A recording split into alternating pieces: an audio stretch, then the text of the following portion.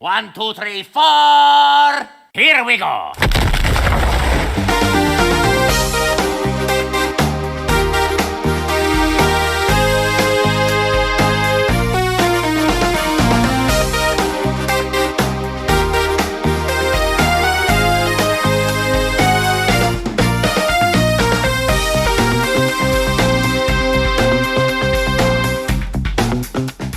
There are a lot of great series that Nintendo left behind throughout the years, right?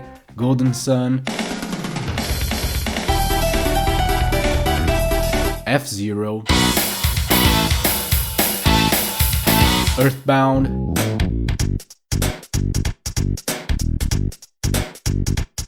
Wave Race, Star Tropics, the legendary Starfy, and even Star Fox and Pilot Wings have been MIA for longer than they deserve. And definitely among those is the original series that features one of the most beloved antagonists ever, Wario Land.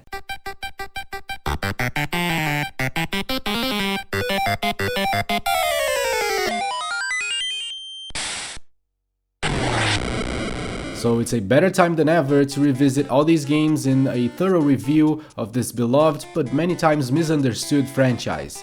Alright, let's go. Welcome to the channel. This is From the Void.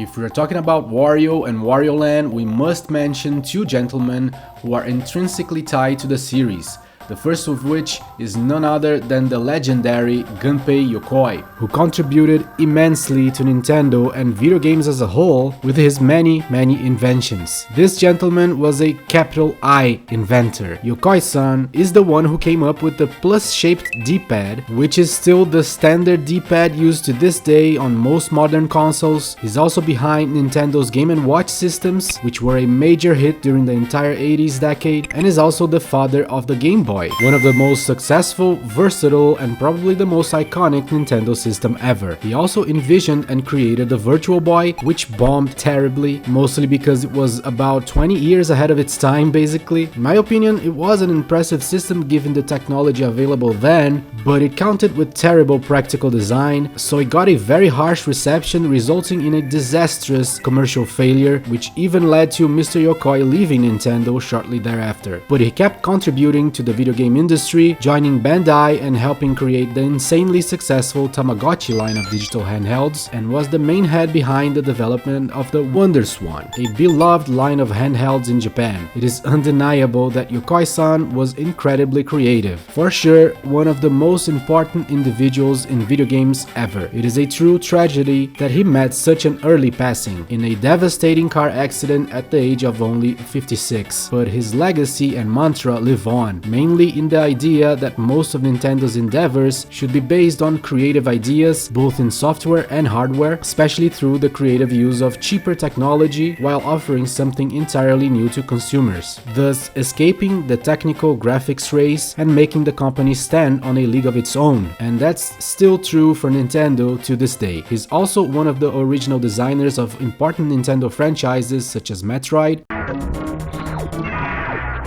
Kid Icarus, and the topic of today's video, Wario Land. Wario time. However, he's not the creator of Wario himself. The honor falls on to Hiroshi Kiyotaki, who was another member of Nintendo's Research and Development 1, the less glamorous but most creative and risky of the original departments inside Nintendo. Kiyotaki created Foreman Spike early in his career, who made his debut on the NES version of Wrecking Crew, and it's easy to see the similarities between Spike and Wario. They're both rivals to Mario. Both have swollen red noses, distinguished long mustaches, pointy ears, and are burly men, each in their own way. Like I said, both Mr. Yokoi and Mr. Kiyotaki belong to R&D 1. Yokoi was actually the head of that unit during his time at Nintendo, and R&D 1 was the most innovation-driven division inside the company. That department merged with other divisions throughout the years, and since 2015, it has been diluted into the biggest section called EPD, or Entertainment Planning and Development, which is responsible for pretty much all games made by Nintendo nowadays, so their creative inclinations live on, though subdued. But back when games were simpler and faster to produce, they were helming multiple projects at once, and even when they worked on a Mario game, they took a lot of creative liberties.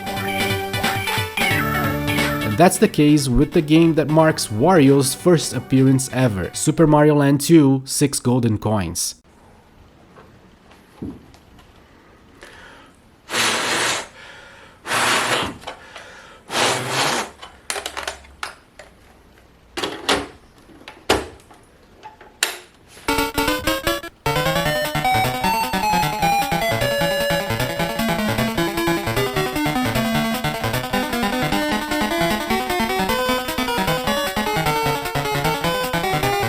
The first Super Mario Land was a pretty good game for its time and system, but many, including inside Nintendo, found it to be too much of a deviation from the Super Mario Bros. Series, especially in the gameplay department. Mario has an overall weird momentum in this game. He falls too fast in some circumstances. I mean, the game is great, but just feels off considering other games in the series. So with the sequel, the developers tried making a lot of changes to bring the game to a closer resemblance to the NES entries and the soon-to-be released Super Mario World on the SNES. The sprites now are much bigger, it has an overall jollier tone, and the gameplay was fixed to feel closer to other Mario games. But one thing they kept from the original is the use of a ever so needed different antagonist. I always say this, I love Bowser. He's great and all, he will always be the main villain, but he can't be the only one every time. And in the early days we used to have more of them, especially on games from R&D 1. Super Mario Land 1 had Tatanga, remember him? This alien dude who tries to become the king of Sarasa Land. He returns in Super Mario Land 2 but is a regular boss, because the main boss is, of course, Wario.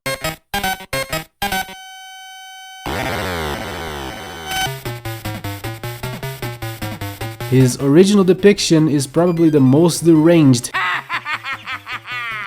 he's ever looked, right? Look at that smirk.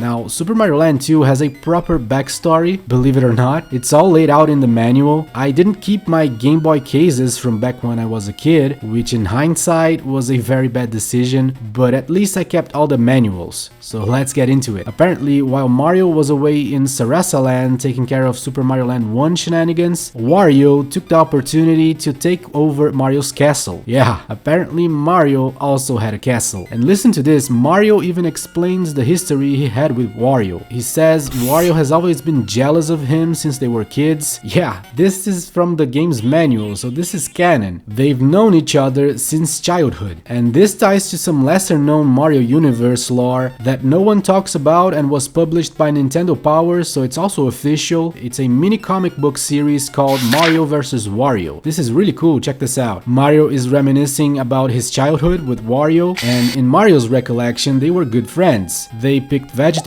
played sheriff, and did a weird coin experiment apparently, whatever that means. But then when Wario tells the story, Mario picks all the normal vegetables and leaves Wario with only the piranha plants, so he gets bitten all the time. Mario was always the sheriff and bullied Wario relentlessly, and the coin experiment got Wario to be squashed by a thwomp, which we all know is not a pleasant thing to have happened to you.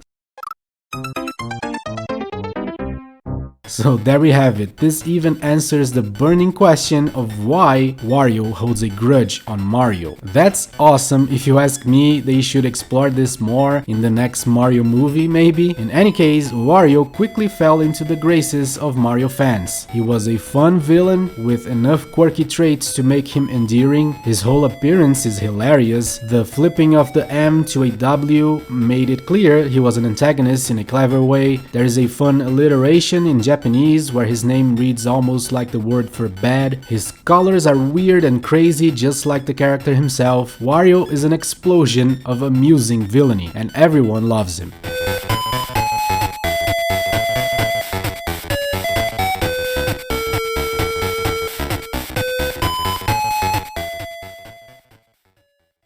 It didn't take long until he received an entire game for himself, but it still carried the Super Mario Land name, probably to sell more units as a spin-off of that series. We are of course talking about Wario Land, Super Mario Land 3.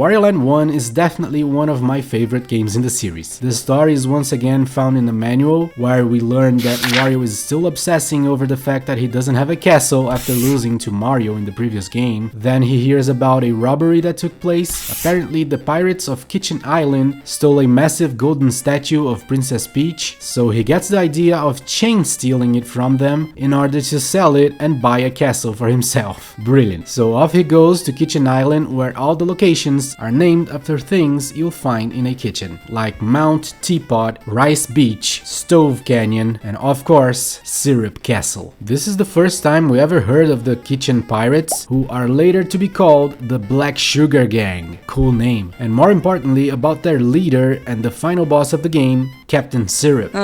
We don't get much information about her in the first game, but this will be a long relationship between these two, and I love it. As for the gameplay loop, Wario Land may at first glance look like a regular Mario platformer, only with Wario instead, but the focus of the gameplay is very different. Instead of a sequence of increasingly challenging platforming sections, Wario Land 1 is much more about exploration. The stages are not straightforward, instead you will often have to backtrack, especially if you want to find out the hidden collectibles.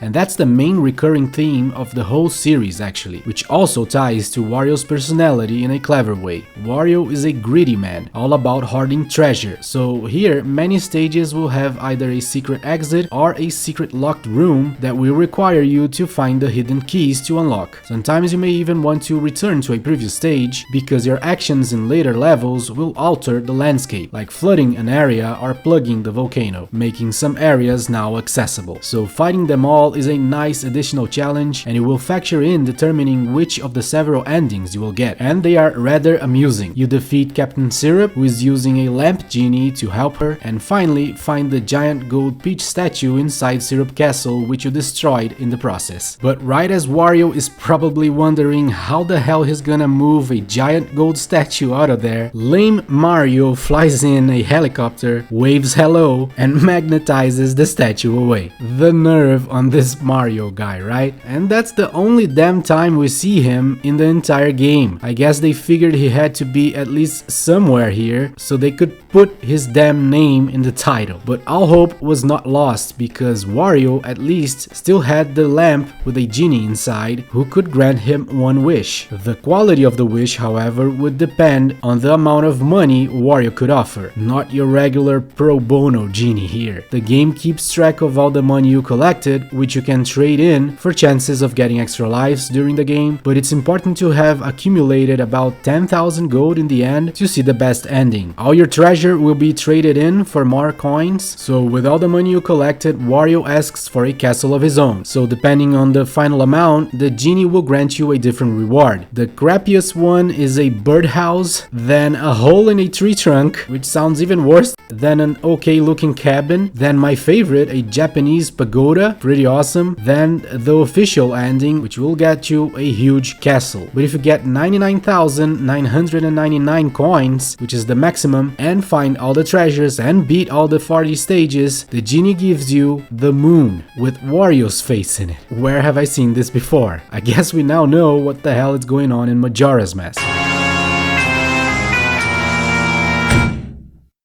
As for the gameplay itself, once again we have something rather different and at the same time fitting to Wario's characteristics. Touching enemies, for instance, doesn't necessarily cause damage to Wario, rather the enemies are pushed back, reflecting Wario's burliness. You only take damage if you touch a spiky thing on the enemy. Instead of running, Wario does a shoulder dash, but he can only do this in his normal form. If he gets hit, he turns into Mini Wario, who can't do the shoulder dash. And then we have the power-ups. Pretty cool power-ups if you ask me, I love those. If you find a garlic bulb, Wario turns back to regular Wario. Yep, instead of mushrooms, Wario eats entire raw garlic heads. Hot stuff, baby. Hot stuff. Respect. Then we have the pots. Each one gives Wario a different head ability. Yeah, head powers decades before Mario Odyssey. The bull pot makes Wario extra buff, so his shoulder dash is stronger. With a jet pot, Wario gets a winged head that propels him forward for a long time. This is my favorite power-up for sure. And the awesome dragon pot gives Wario some fire breathing ability, which is always welcome as well. I gotta say, all this on a Game Boy game is a pretty impressive achievement. They did some magic to make all this possible in such a wonderful but limited little machine.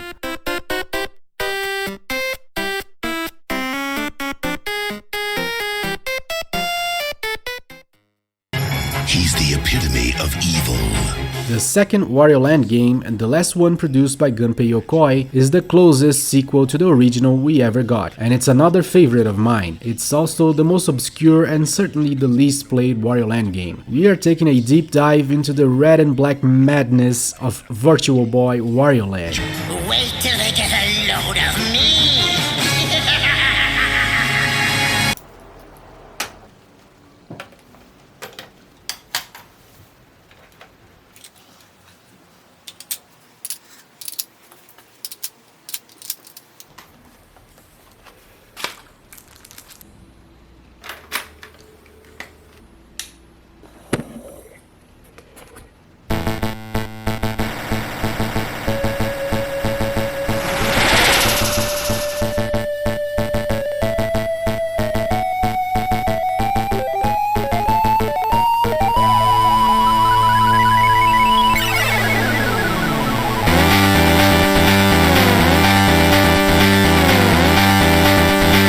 This game is freaking great. I love the pixel art here. It looks better than the two games that came after it, even if you can look past the color limitation, that is. Gameplay wise, it carries much of the same ideas of the previous game, and it's widely seen as the best game on the Virtual Boy. The actual use of the 3D effects is awesome, especially for the time. This is the first time we could ever go to the back of the screen in a platformer like this. Needless to say, this is made much better with the 3D effect, so I can't really make it justice in this video. Meanwhile, the story is very self-contained this time. Wario is on vacation in the Awazon River Basin. Awazon. Okay.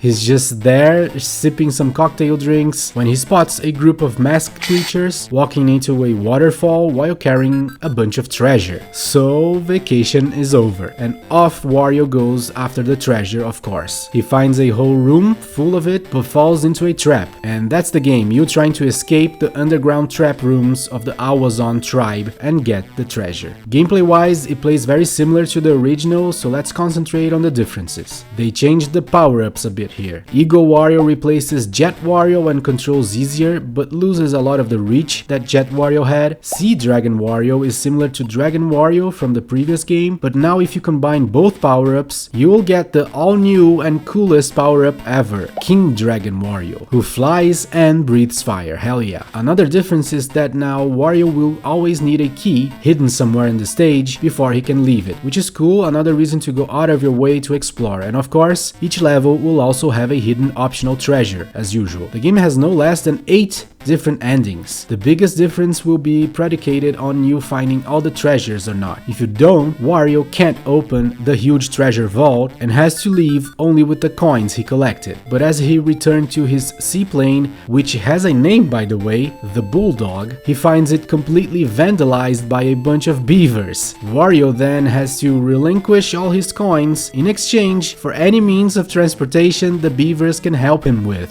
which is crazy. Depending on how many coins finds you amassed, they will give you a different alternative for flying. The worst one is a couple of fans. Wario has to manually flap all the way home, very exhausting. The next one is a bicycle strapped to a mini blimp that he has to pedal all the way home, kinda cool. Next, he gets a family of cool and weird looking dragons, awesome. And the final one is a remote controlled new airplane. I'd stick with the dragons. However, if you do get all the treasures, Wario opens the vault and gains access to some cool new treasures. A magic bottle and a flying carpet which he uses to fly home. He also gets a heavier bag of coins, so the amount you got during the game now makes no difference. But you will get an unexpected reward for finishing the game under 2 hours. Along with the treasure, Wario somehow finds a woman in a bunny suit to go home with.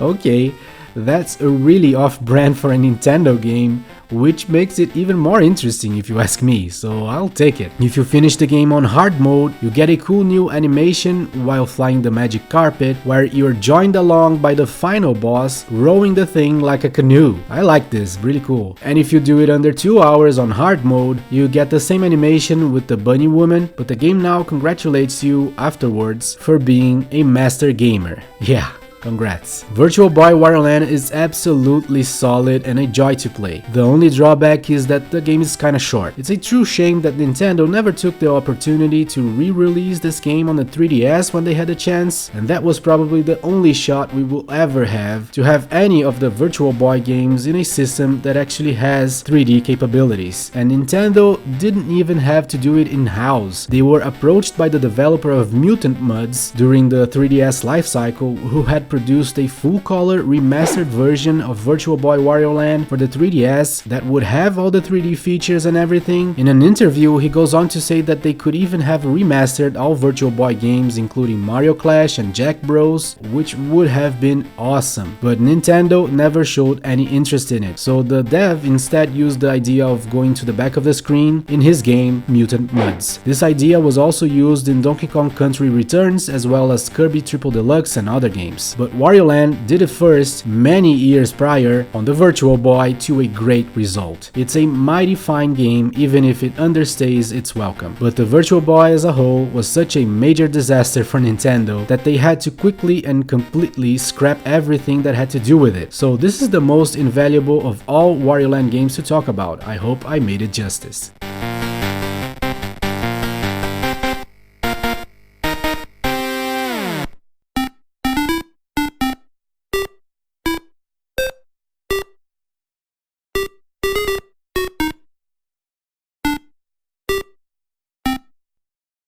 In their efforts to plunge Nintendo's biggest failure ever deep into the void of forgetfulness, they made sure to scrap everything that had to do with it. So the next game in the Wario Land series continues as if the Virtual Boy Wario Land never existed, rather insultingly. So even though it's the third game in the series, it's called Wario Land 2.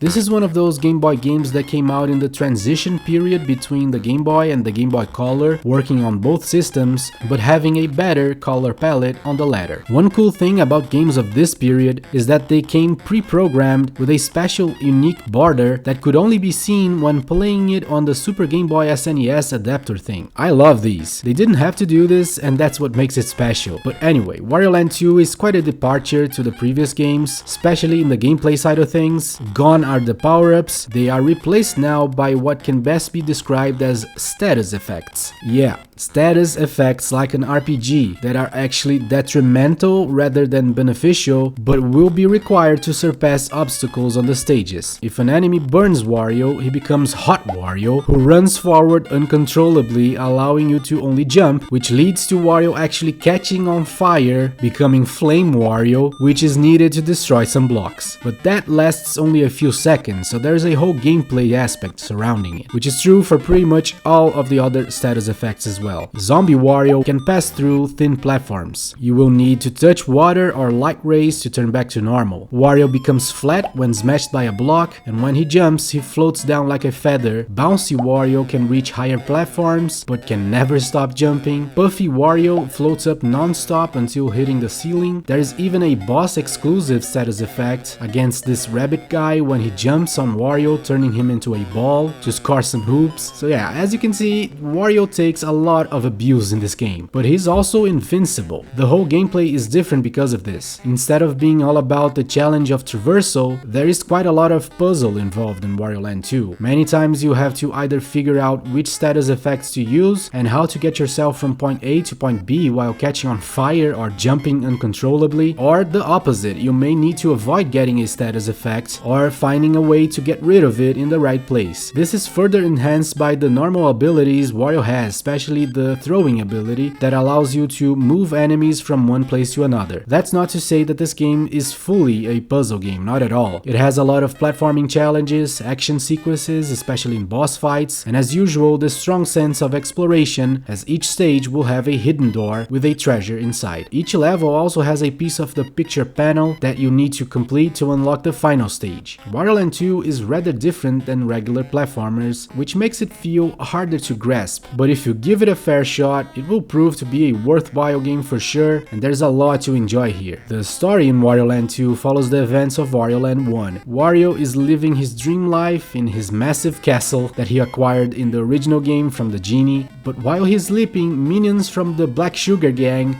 the same pirates from the original, are back for revenge. They invade the castle and steal Wario's treasure that he's been hoarding for the past few games, and also leave a bunch of traps behind. Wario wakes up furious and goes after them. What unfolds is a sequence of revenge scenarios. This game counts with multiple branching routes that usually result in Wario catching up with Captain Syrup in varied locations where she will have different gadgets to try to defeat him, but sometimes it's different and it gets really interesting. In the normal route, Wario blasts Syrup's whole castle once again and gets his treasure, then goes back to his castle with the help of an owl. In the second scenario, Wario intercepts the gang invading his castle and gets rid of them right then and there, blasting them into oblivion right back from where they came from, and then goes back to sleep. The third ending is a bit different. Captain Syrup this time has been captured by the evil Awabo, this bubble guy, so Wario defeats it, frees Syrup, only to knock her away and her goons to oblivion just the same. The fourth ending is once again against Syrup, but in the city this time. Wario defeats her Dr. Wily looking gadget, knocks her into the sky as usual, gets the treasure back, and goes back to the castle through land, sky, and water. The fifth route gets Wario going through a haunted mansion, which are some of the best stages in the game. Once again, Syrup is in trouble in the end. The ghost boss has captured her, so Wario has to defeat it to free Syrup and then be able to knock her away as is tradition. But then he falls into a trapdoor, and this proves to only be a dream that Wario was having before the events of the game even happened. Kinda like a premonition. Weird. If you did everything right, at this point you unlock the final stage, the Black Sugar Gang's secret treasure vault, which is the creepiest, weirdest place ever. Look at this, there are human ears on the walls, some creatures stuck there too, and this place is hard as hell. Seriously, even finding your way through is a challenge, as everything is abstract, and it's also a long stage with some really challenging platforming sections. The final boss is underwhelming though, just a regular looking but huge Black Sugar pirate guy that already appeared in other stages before this one. Now Wario has a huge sack of treasures to carry home, and weirdly the big pirate guy final boss follows him into the castle. I guess Wario got himself a sidekick for his troubles too. And as one of the final prizes, you unlock a minigame with one of the game's enemies, DD, which is short for Dangerous Duck. The minigame is a Flagman Game & Watch clone of all things, and that's it for Wario Land 2, a bold change of style for the series that brings some inherent frustrations to its gameplay, but also provides a unique kind of platforming gameplay not easy to find anywhere else. So I hold this game in high regard. Wario Land 2 is a fine game.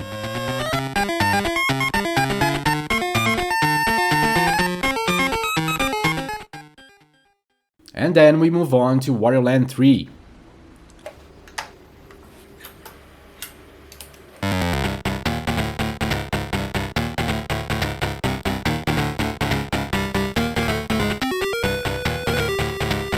This is a proper Game Boy Color game, meaning it doesn't work on a regular Game Boy, so it comes in a transparent cartridge and Super Game Boy cannot play it, so we had to switch to the Game Boy player on the GameCube. Wario Land 3 is similar to the previous game in gameplay. It's once again all about the status effects. All the previous ones are back and they added a whole bunch of new ways to cause harm to poor Wario. He can get electrocuted, be turned into a ball of string capable of destroying specific blocks, can get trapped inside a snowball that will instantly roll down any slopes, can become invisible, which sounds good, but not for the player, who will have to guess where he is in the screen and do blindfolded jumps all the time, but it's required to pass eye gates, and the best condition is a surprising one, Vampire Wario. This is, I guess, the only one that may count as a power-up. As a vampire, Wario can get rid of some enemies that regular Wario can't, and more importantly, can turn into Bat Wario and fly around while avoiding water and garlic strings. Pretty cool new status conditions that enhance the gameplay a lot. Wario Land 3 is kind of Wario Land 2 on steroids in every way, including in the progression aspect. Now each stage has 4 chests to find, each with a specific treasure that will cause something to happen somewhere. They went nuts with this, and I gotta say it feels really rewarding to see the world changing with every treasure you find. Magic seeds you find cause a bunch of vines to sprout in several stages. This magic bottle causes rain that forms a whole lake, combining the book of spells and the scepter. Wario casts a ice spell that freezes the whole Western Sea. 3 dragon scales causes the volcano to erupt. Some of the treasures instead give Wario extra powers. He begins without some basic abilities, which is kinda lame. So in the beginning he can't throw enemies or swim, but as you go you regain all those abilities and enhance them to be able to throw bigger enemies, for instance, and so much more, because dude, there are no less than 100 treasures to find here. And on top of that, every stage also has 8 big coins you need to find in a single run of each stage. So altogether this is the biggest game on the series yet, and all this creates a whole sense of adventure to Wario Land 3 that sets it apart from any other game in the series in quite an impressive way. Similar to Wario Land 2, this is a slow burn. It may feel too obtuse and weird in the beginning, but it really grows on you, believe me. I had a blast with this. The story is very self-contained this time. Once again, Wario was flying on his plane on a sunny day when suddenly the engine fails and he crashes in a forest. The game abuses Wario right from the get-go. He stumbles on a cave and inside is a music box. He touches it and the thing starts playing and sucks Wario inside it. That's where the whole game takes place. After beating the final boss, which is a sick-looking wicked clown, Wario lifts a curse that made all humans turn into monster creatures. This also allows Wario to leave the music box and go back to his world while carrying all the treasures he found. So once again, Wario got even more rich. Unfortunately, Wario Land 3 doesn't have multiple endings, which is a letdown, but if you find all colors of crayons, you can unlock 3 mini golf courses, which are kinda cool, and a 4th one if you find every damn coin in the game, which is beyond taxing to do and not a worthwhile reward for it at all. Additionally, if you find every one of the 100 treasures, you unlock time attack mode that replaces normal mode, where you can try getting all 4 keys in a level as fast as possible. No rewards if you do though. And that's it for Wario Land 3. I feel like this is the most overlooked of all Wario Land games, excluding the Virtual Boy one of course, and I think it's because of how cryptic it feels at first. Like I said, this game has a lot to offer and tends to grow on you a lot if you allow it.